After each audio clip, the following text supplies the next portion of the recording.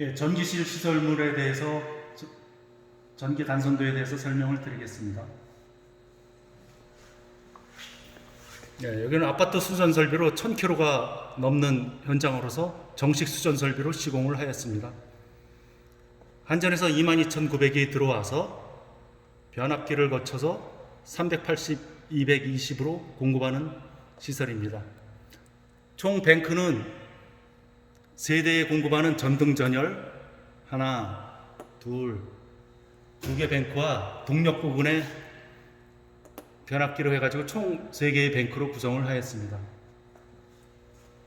인입 방법은 국내 현장에서는 대부분 전주에서 인입을 가공으로 하게 되고 신도시 같은 경우에는 지중화로 인입을 하게 됩니다.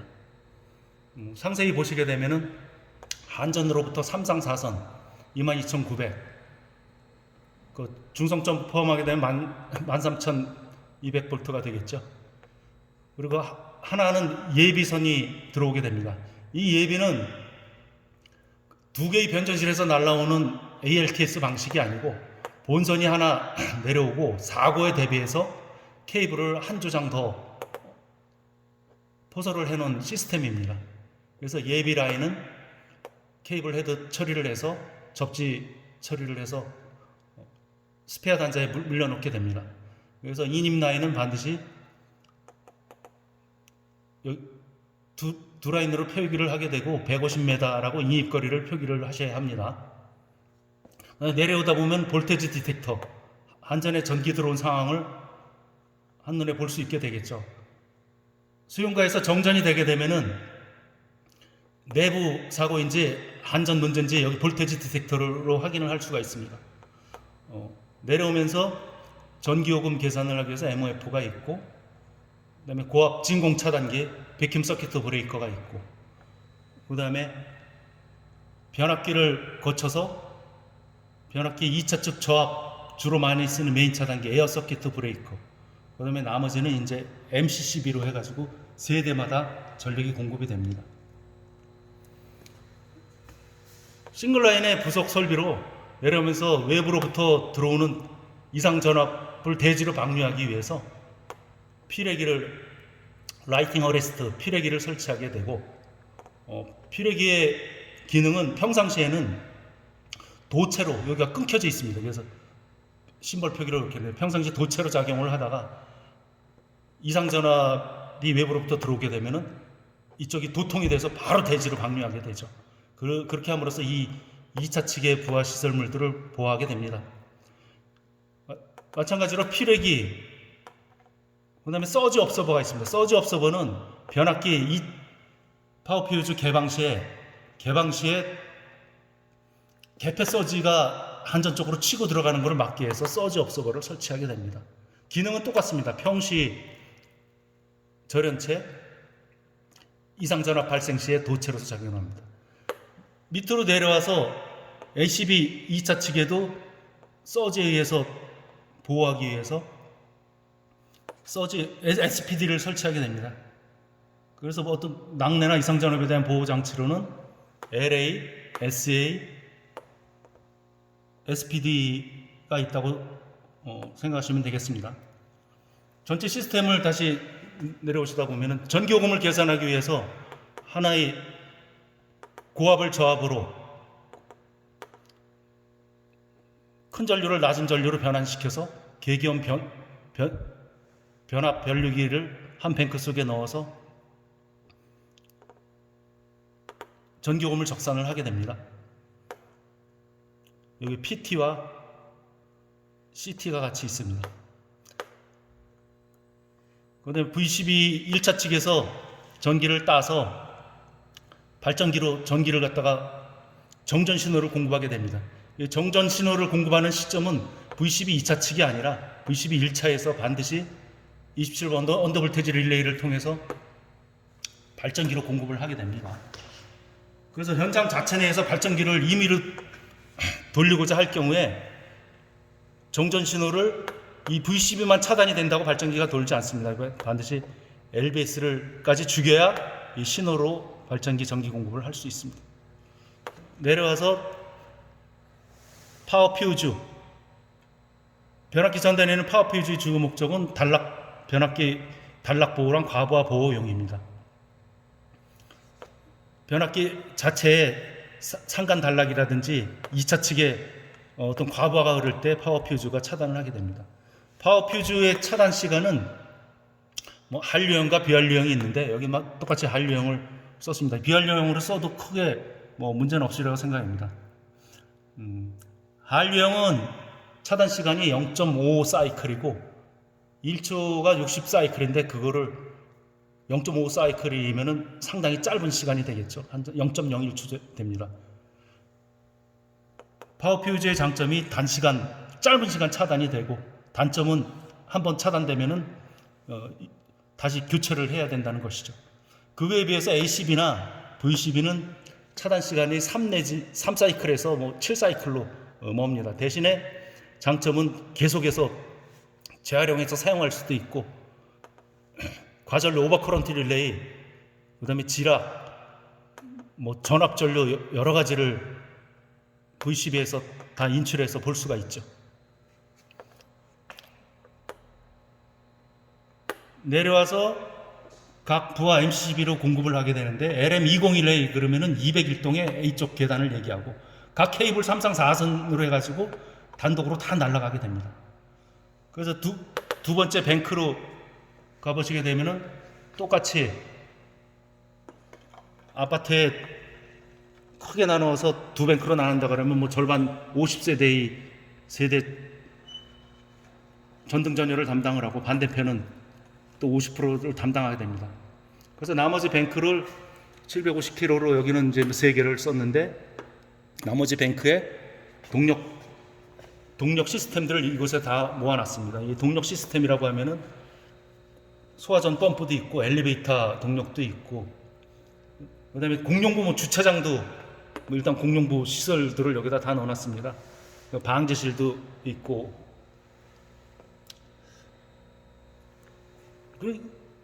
한전 정전 시에 결국 발전기가 돌아야 되기 때문에 주요 시설물을 이 동력 뱅크에다가 다 몰아서 넣습니다.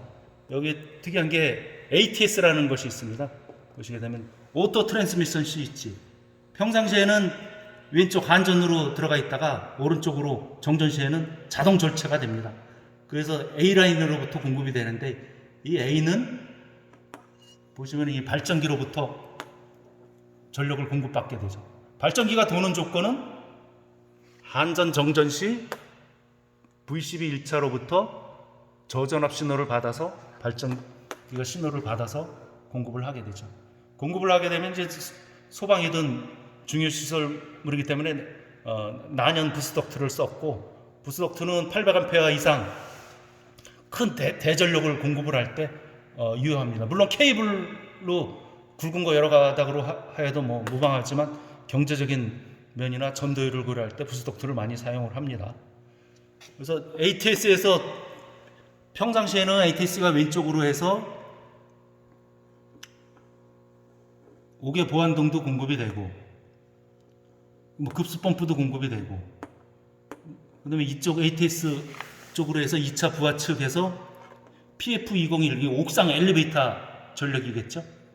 그다음에 쭉 가가지고 MCC-F1 소방용 부하, LP-F 방제실, 그다음에 기타 이제 동력 펌프들 이런 모든 부하들은 사실 상당히 중요한 부하들이죠. 세대 전등 전열 잠깐 안 들어오면은 뭐 좀 불편하긴 하겠지만 그 문제가 안 되는데 엘리베이터에 사람이 갇히거나 불이 났을 때 화재 진압을 못하거나 이러면 큰 문제가 되기 때문에 그쪽 부하는 전부 발전기 부하로 해가지고 공급을 하게 됩니다. 그래서 ATS의 키포인트는 평상시에는 한전으로 가 있고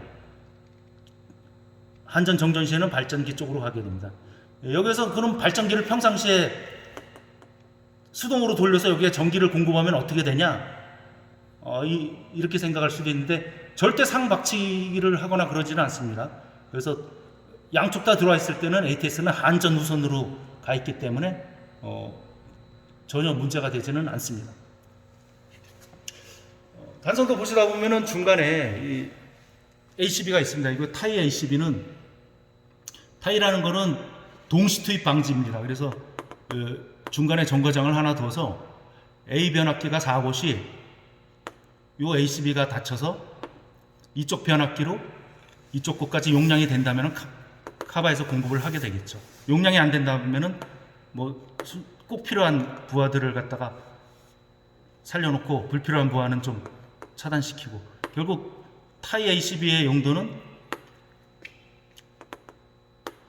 어떤 변압기 4곳에 만약 이쪽 변압기가 사고가 났다 그러면은 이쪽 변압기를 통해서 이게 투입이 돼서 공급이 되겠죠. 그래서 요거 인터록은 평상시 이거 두 개가 들어가 있고 이건 절대 들어가질 않습니다.